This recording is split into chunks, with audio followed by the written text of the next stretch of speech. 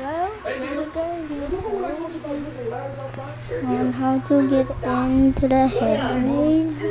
And always stay at least 10 feet away from power lines. That's right. You go to the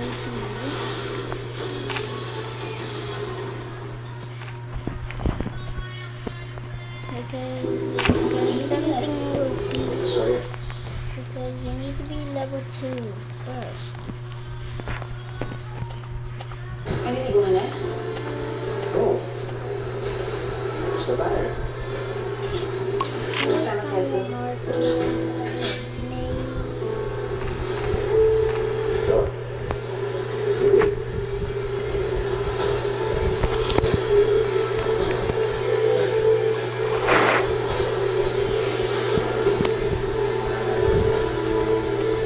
Password. Password? Di ba bagay na yung password mo? Sabihin mo na sa akin. Ano ba?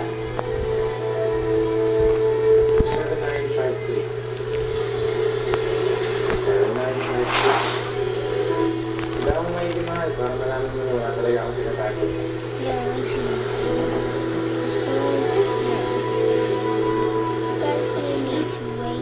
Anong naninibuhan na?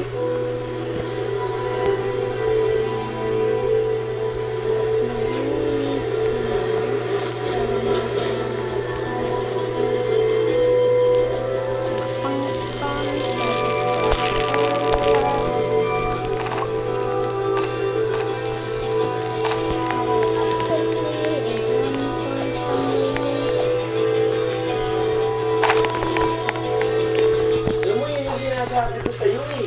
Hindi ka kasi nag-iingat. Ngayon kukunin mo, Monica, nahihirapan ka. Loob naman sa loob ko na alam niya na yung lahat eh. Hirap naman ako kasi kalaban ko yung pagtulong ka niya. Wala akong ginagawa pare, pero parang... Alam mo, wala kayong magagawa talaga. Parang ngayon mo na yan. Susundan at susundan ka na yan kahit saan. Kaya ako sa'yo dumala sa ilaw. Hindi lang sama. Wala akong ginawa araw-araw. Patunayan ko sa kanya nag-good ako eh. Kahit nun, saan ako magpunta at anong gawin ko pare? Pinagdududahan ako, parang wala nang tiwala sa akin. Ang araw-araw napapangin. Pero pare, magbabago rin yan. Relax ka lang. Bago pa eh. Sa iwa pa eh. Gusto ko lahat ng kailangan ng mga guests natin, ha? Nandiyan lang. Double check niyo. Tapos, baka yung ibang delivery ng food, dumating na rin. So, pakicheck niyo na rin. Okay? Sige. Hulian niyo, ha? Ayoko mapahiya. Marco? Okay ba kayo? Oh, just spawning up here at the Meron one. na tayo ng snacks. Pero mo siya. Yung shampoo mo din na kumabit sa asawang best friend niya. Ang naman niya, nakakabit lang din siya. Kasi hindi pa mayaman. Or type ko siya, trap space table.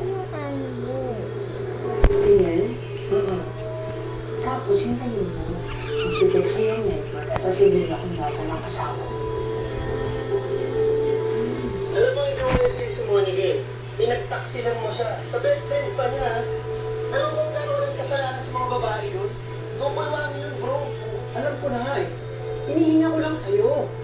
Hirap na yung loob ko eh. Nasasakal ako, Brandy. Bakit na lang bawat hinga ko, bawat totot ko, parang hindi pinagtitiwalaan eh. Nasasakal lang ako, yun lang yun. Ito na. Nasa ko mga ex mo sila.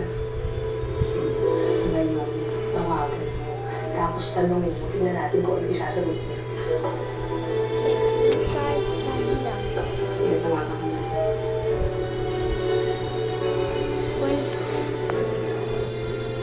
Ayoko na ganito habang buhay. Jump up here. Campus na. I'm going to jump video quick. Sagutin mo muna.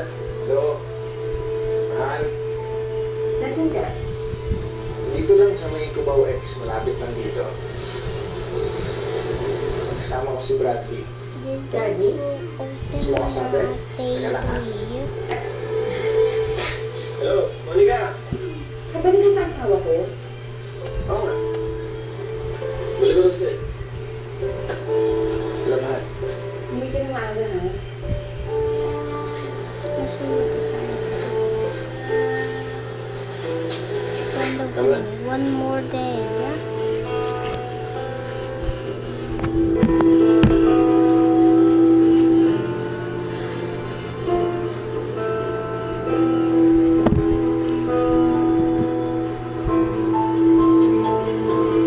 Ah, how do you do, Mrs. Campbell? Are you okay? Pwede bang tamayin kita ang mundo? Mas maswerte ka na sa akin. Excuse me. Come on, Miss Nicole. I can give you what you want.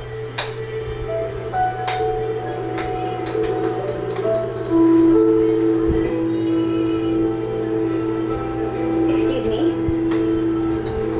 Yes? Have my husband, please. I'm sorry, pero wala naman po akong ginagawa sa asawa ko. Our will always be our.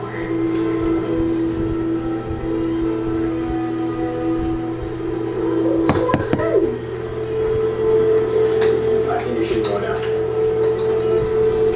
Isa? Ano na talaga yung gagawin?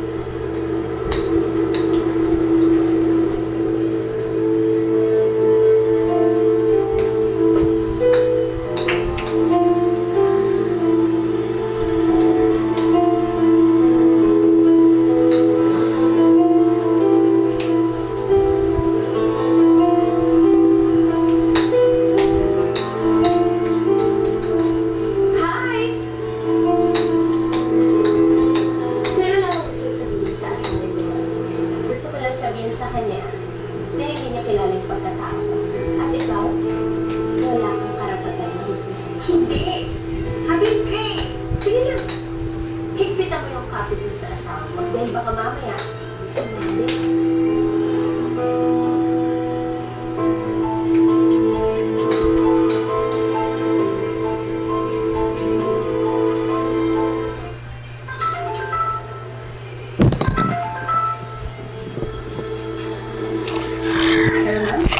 Monica! Hindi ko kasi nakontak si Adrian eh. Si Andrew! Ano nangyari kay Andrew?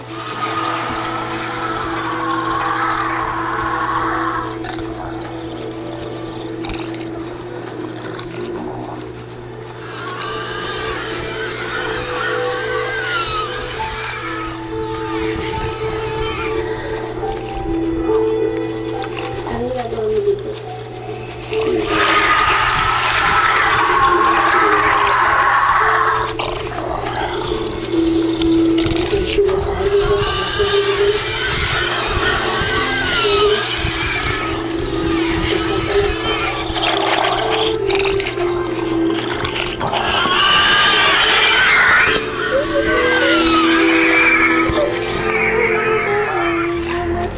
Dahan-dahan kasi tulog mo baka mabigla yan. Salamat po. Buti dumating ka.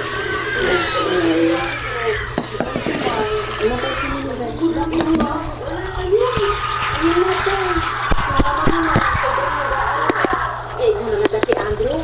Ay, init-init na kasi. Ay, ba, nag-inat ka? Ay, sa ating ano tayo siya, nagpapagod kita. Ano yung pag-aaral? Ay, mo, ano ba kayo? Ay, ano ba kayo? Sinabi ba?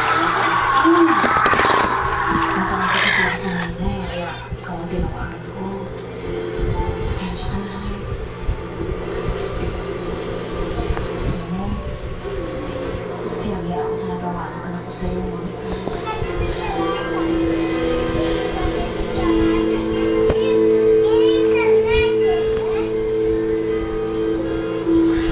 Yung kanilangan yun, saan kaya ang nalilin? Siya may kasalanan yun, kaya labas ka na din na. Saka sabi, inaayos na muna mo. Salamat, Monica. Sana huwag kang mapagod na mahal yung anak ko.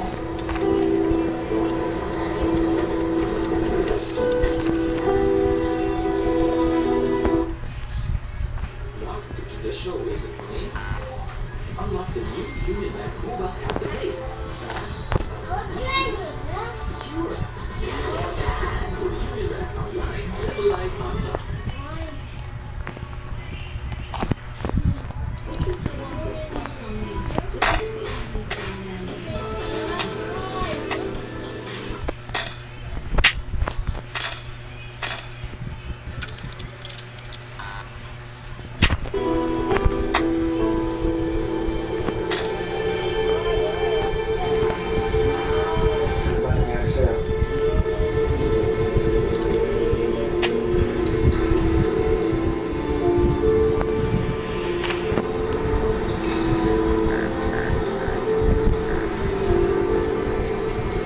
ang mangyayari sa amin ni Adrian kung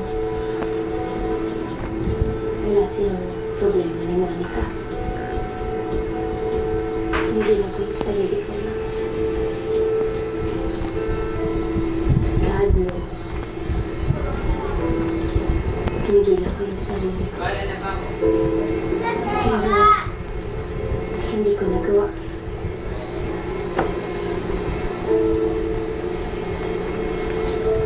Dahil napala ko.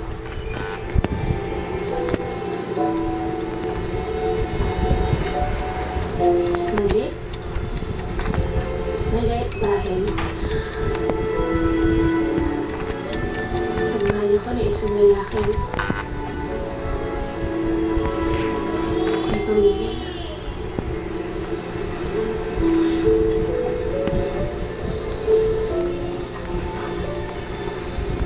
Yun yung biggest regret ko.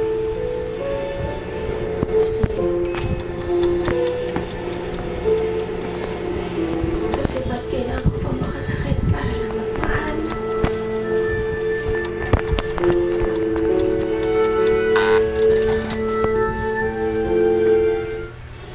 Pero did I regret loving him?